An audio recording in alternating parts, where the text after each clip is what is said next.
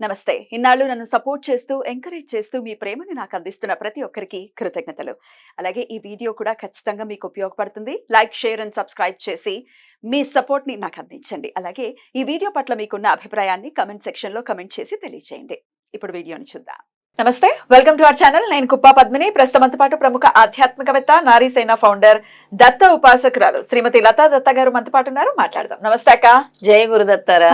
అక్క, ఉజ్వల భవిష్యత్తు కోరుకునే వాళ్ళు ఎవరుండరు? వన్స్ ఒక్కసారి స్టడీస్ కంప్లీట్ అయిపోయాయి అంటే తమ పిల్లలకి ఉజ్వల భవిష్యత్తు ఉండాలి అని చెప్పి మంచి మంచి కంపెనీస్ లో ఉద్యోగం రావాలి. ఆల్రెడీ జాబ్ చేస్తున్న వాళ్ళకైనా ఎప్పటికప్పుడు అప్గ్రేడ్ అవుతూనే ఉండాలి కదా, లైఫ్ అప్గ్రేడ్ అవుతూనే ఉంటుంది. అవును. ప్రతి ఒక్క తల్లిదండ్రులు కోరుకునేది తమ పిల్లల ఉజ్వల భవిష్యత్తు. డెఫినెట్లీ. ఆల్రెడీ ఉద్యోగం చేస్తున్నారు, ఇంకొంచెం బెటర్మెంట్. ఉద్యోగాలన్నీ రిటైర్మెంట్ అయిపోయింది, మరి సోల్స్ ప్రోగ్రెషన్ కూడా ఉండాలి కదా, అది కూడా ఉజ్వల భవిష్యత్తు కిందే కన్సిడర్ చేయాలి. సోల్ కూడా ప్రోగ్రెస్ అవ్వాలి. వీటన్నిటికీ ఆన్సర్ ఏంటక్క? ఏం చేయాల్సి ఉంటుంది? ఉజ్వల భవిష్యత్తు కావాలి అని అంటే గురువుని పట్టుకోవాలి. ఒక ఇంటర్వ్యూలో ఒక ఐఏఎస్ ఒక అబ్బాయి ఇచ్చాడు, కార్తిక్ అని. అవునా? ఐఏఎస్? ఏం చెప్పారు? తను నేను ఈ ఇంటర్వ్యూ ఈ ఎగ్జామ్స్ రాసే ముందు గురువుని పట్టుకొని గురు చరిత్ర చదివాను, నేను పారాయణం చేశాను. గురువు నా జీవితంలో అద్భుతమైన మార్పు తీసుకొచ్చాడు. ఇది ఇంటర్వ్యూలో చెప్పాడా? ఇంటర్వ్యూలో చెప్పాడు. గురువు గురించి, గురు చరిత్ర గురించి, గురువు యొక్క ఇంపార్టెన్స్ లైఫ్ లో. ఆ అబ్బాయి ఇంటర్వ్యూ ఉంటే నేను మాక్ ఇంటర్వ్యూ ఆర్ ఆబ్వియస్ గా మాక్ ఇంటర్వ్యూస్ అయి ఉంటాయి, బట్ చెప్పాడు ఇలాగే ఏదో ఛానల్లోనే ఇంటర్వ్యూ అయింది. ఛానల్లో ఇంటర్వ్యూ? ఛానల్లోనే అంటే తను ఐఏఎస్ అయిన తర్వాత ఎలా అయ్యావు అని. నేనేమనుకున్నా అంటే సెలక్షన్స్ కి మాక్ ఇంటర్వ్యూస్ ముందు చేస్తూ ఉంటారు కదా, అవేమో అవి కూడా రికార్డ్ చేసి మాక్ ఇంటర్వ్యూ కాదు. మీకు అర్థమైంది? అర్థమైంది. ఇప్పుడు mock interview what you mean is IAS అయ్యేటప్పుడు వాళ్ళు అడిగే క్వశ్చన్స్ కి అవి కూడా ప్రాక్టీస్ సెషన్స్ చాలా ఇంట్రెస్టింగ్, చాలా ఇంట్రెస్టింగ్. ఎందుకంటే అక్కడ ఉన్న వాళ్ళు కూడా అద్భుతమైనటువంటి ఫ్యాకల్టీ అండ్ రియల్ గా కూడా జరుగుతూ ఉంటాయి కాబట్టి బోల్డ్ అంత జనరల్ నాలెడ్జ్ గెయిన్ అవుతూ ఉంటాను. నేను అట్లాంటి వీడియోస్ చూస్తాను. మీరు ఇంటర్వ్యూ అనగానే నేను అక్కడికి వెళ్ళిపోయాను కానీ జస్ట్ మామూలు క్యాజువల్ ఇంటర్వ్యూ అనుకోలేదు. తన ఐఏఎస్ అయిన తర్వాత I think if I'm not wrong ఆయనే తేజస్విని మనోజ్ఞాన్ చేసుకుంటున్నాడేమో అబ్బాయి, ఇఫ్ ఐఎమ్ నాట్ రాంగ్. మనోజ్ఞ అని ఒక అమ్మాయి ఉంటుంది, తను కూడా మిస్ అర్త్ అని కొంచెం ఇలా చేస్తూ ఉంటుంది అనమాట. ఆ అమ్మాయి గురించి అంటే ఆ అమ్మాయిని చేసుకునే ఈ అబ్బాయి అనుకుంటా. ఆ అబ్బాయి ఇంటర్వ్యూ చూసినప్పుడు నాకు చాలా ఆనందం, ఆశ్చర్యం వేసింది. ఏమని చెప్పారు? నేను నా లైఫ్ లో గురువుని పట్టుకున్నాను. ఈ ఎగ్జామ్స్కి ప్రిపేర్ అయినప్పుడు వెళ్ళేటప్పుడు గురువు నా జీవితంలోకి వచ్చిన తర్వాతే నేను ఈరోజు ఐఏఎస్ అయ్యాను. గురువు నా జీవితంలో ఇంతటి మార్పు తీసుకొచ్చారు. గురు చరిత్ర నాలో ఇంతటి మార్పు తీసుకొచ్చింది. అలాగా గురువుకి సంబంధించి ఎప్పుడైతే గురువు మీ పిల్లల జీవితంలో, మీ జీవితంలో ఉంటారో ఒక ఉజ్వలమైన భవిష్యత్తు గురువు నిర్దేశిస్తారు, గైడ్ చేస్తారు. అంటే ఇంకా మనకు ఉండేటువంటి పాప కర్మలు, ప్రారంధ కర్మలు ఏమైనా ఉంటే చిన్న చిన్న ఆటంకాలు రావచ్చేమో కానీ గురువుని పట్టుకుంటే మాత్రము ఉజ్వలమైన భవిష్యత్ అని ఈ అబ్బాయి ఇంటర్వ్యూ ద్వారా తెలుస్తుంది. చాలా మంది చూసే ఉంటారు కూడా. ఆ ఇంటర్వ్యూ నాకు పంపించారు చాలా మంది. గురు దత్తాత్రేయ గురించి చెప్తున్నాడు ఆ అబ్బాయి. ఒకసారి నాకు పంపండి. తప్పకుండా పంపిస్తాను ఆ ఇంటర్వ్యూ. అయితే ఇప్పుడు నేను చెప్పే అధ్యాయం శ్రీపాద శ్రీవల్లభ చరితామృతంలో, ఇందులో 44వ అధ్యాయం. ఎవరైతే చదువుతారో అందులో పూర్తిగా పీఠికాపురం వర్ణన గురించి ఉంటుంది. అంటే శ్రీపాదుల వారు పీఠికాపురంలో ఉండేటువంటి వర్ణన, అక్కడ ఉండేటువంటి శక్తి గురించి ఇందులో ఉంటుంది. అలాగే ఇక్కడ అన్ని నేను మొత్తం అధ్యాయం చదివి చెప్పలేను కానీ ఇంపార్టెంట్ పాయింట్స్ మాత్రం చెప్తాను. ఇందులో ఆయన ప్రస్తావించింది, యోగపరంగా ఆలోచిస్తే ఎవరి శరీరంలో పృథ్వీతత్వము వారి దివ్య కరుణ వలన జాగృతం అవుతుందో వారు తప్పకుండా పీఠికాపురానికి వస్తారు. అంటే ఎవరికైతే ఆ స్పందనలు ఉంటాయో వాళ్ళు పిఠాపురానికి వస్తారు అని చెప్పారు. అలాగే ఏం చెప్తున్నారంటే స్వామి కాశీ యాత్ర గురించి చెప్తున్నారు. కాశీ యాత్రం గమిష్యామి తత్రైవని వసామ్యహం అని చెప్తున్నారు అనమాట స్వామి. అయితే కాశీ ఎలాగొస్తారు అని అంటే, నేను కాశీకి పోవచ్చున్నాను, అక్కడే నివసిస్తాను అని ఆయన చెప్పినప్పుడు ఈ రకంగా ఎల్లప్పుడూ పలికెడి వానికి కాశీ ఫలం సిద్ధించుచున్నది అని అంట. నేను కాశీ వెళ్తాను. ఇప్పుడు చాలా మంది అనుకుంటారు నేను లాస్ట్ లో వెళ్ళి కాశీలోనే ఉండాలి, కాశీలోనే చనిపోవాలి. అవును, అవును. కానీ ఇది ఇప్పుడు కాదు, ఇప్పుడు యూత్ కూడా కాశీ వెళ్తుంది. కాశీ అనేది ముక్తిధామం ఒకటే కాదు, కాశీలో మనం చూడవలసినవి నేర్చుకోవాల్సినవి చాలా ఉన్నాయి.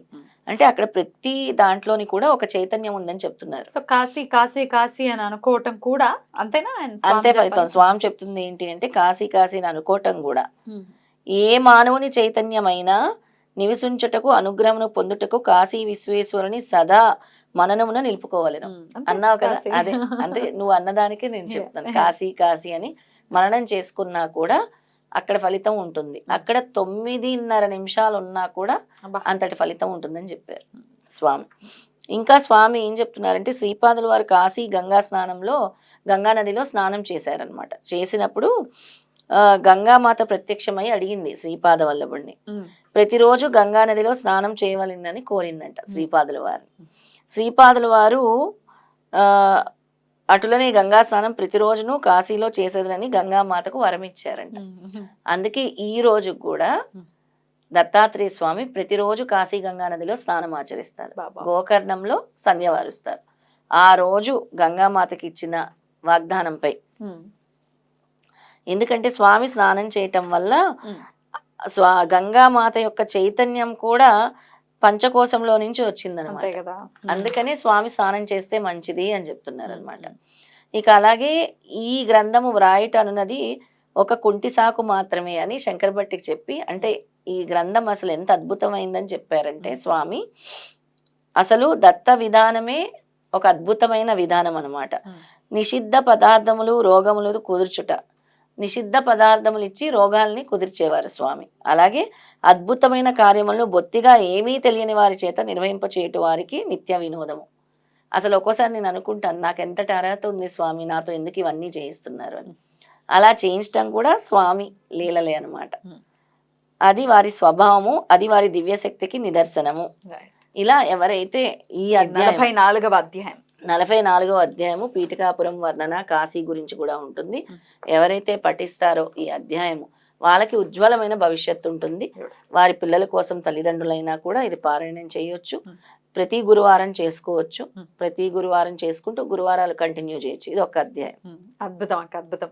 అయితే 41 days కూడా కంటిన్యూస్ గా ఒక్కసారి మాత్రం చేసుకోవచ్చు. మండలండి ఆ ఒక్క అధ్యాయం మాత్రమే చదువుకోవాలి అంతే. పిల్లల కోసం తల్లిదండ్రులు చేయొచ్చా? చేయొచ్చు, తప్పకుండా చేయొచ్చు. పిల్లల ఉజ్వల భవిష్యత్తు కోసం తల్లిదండ్రులు, తల్లి గాని తండ్రి గాని. నేనేమంటానంటే పిల్లలకు కూడా నేర్పించండి. ఏదో చిన్న స్తోత్రం ఏమీ రాకపోతే ఓం గురవే నమః, ఓం దత్తాయ నమః, ఓం శ్రీ గురుదేవ దత్తాయ నమో నమః అనైనా అనిపించండి. వాళ్ళ ఉజ్వల భవిష్యత్తు చక్కగా ఉంటుంది. కొంతమంది పేరెంట్స్ మరి ఆశ్చర్యంగా అనిపిస్తుంది, పిల్లలు వినట్లేదు, పిల్లలు ఏం నమ్మరండి, వాళ్ళ కోసం మేము చేసేయచ్చా అంటే ఎంత బ్రాటప్ లో ఎంత తప్పు జరిగింది అసలు. అసలు అలాగే చెప్తారు చాలా మంది, మా పిల్లలు చేయరండి, అంత టైం ఉండదండి, వాళ్ళు వినరండి, వాళ్ళు బిజీ అండి అనే చెప్తారు. సాడ్ కదా. చాలా బ్రాటప్ లోనే, అది పిల్లల తప్పు కాదు, పెంచిన వాళ్ళ తప్పు. ఒక నమస్కారం చేసుకుంటే నీ పిల్లలకి మంచిది. సర్వ ఆపదల నుంచి స్వామి రక్షిస్తాడు కదా, నీ పిల్లలకి అది చాలా మంచిది. డెఫినెట్లీ. అంటే ఒక 20 years, ఈ 20 years నుంచే ఈ పోకడ ఎక్కువైపోయింది కదా. ఇది వరకు తల్లిదండ్రులు ఏది చెప్తే అది వినటమే, ఇంకొక ఆప్షనే లేదు మనకి, ఆప్షనే లేదు. అట్లాంటిది మారిపోయింది మెల్లమెల్లగా గారాబాలు ఎక్కువైపోయి వాళ్ళ ఇష్టం వచ్చినట్టు వాళ్ళు ఉండటం. డెఫినెట్ గా రకరకాల కష్టాలు వస్తాయి, చాలా చాలా రకరకాల కష్టాలు. అంటే అది కూడా గురు అనుగ్రహమే పద్మిని.